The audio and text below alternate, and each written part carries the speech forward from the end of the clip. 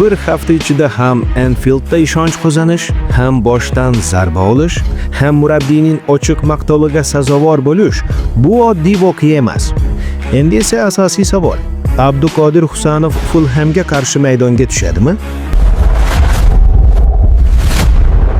Assalomu alaykum.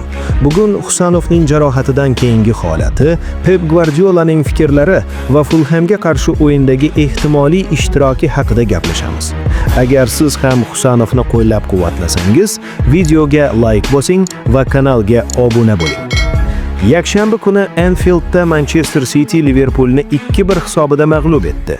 Bu oddiy g'alaba emas edi. Katta bosim ostidagi o'yinda Pep Guardiola markaziy himoyada aynan Husanovga ishonch bildirdi. Yosh himoyachi 1 soat davomida juda tartibli va sovuqqon o'ynadi.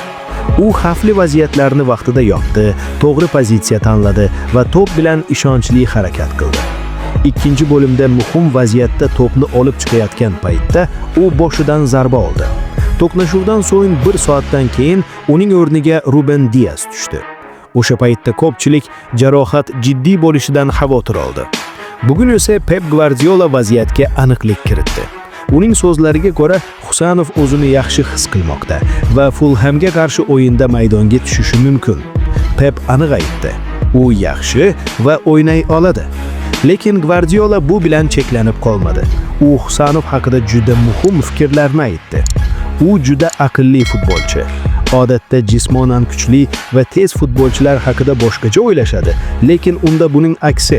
U har doim to'g'ri pozitsiyani egallaydi, dedi Pep. Shuningdek, u Husanovning tezligi haqida ham gapirdi. U juda tez. Bu pozitsiyani qaytarib olish uning asosiy xususiyatlaridan biri. Lekin uni faqat jismoniy deb o'ylamang.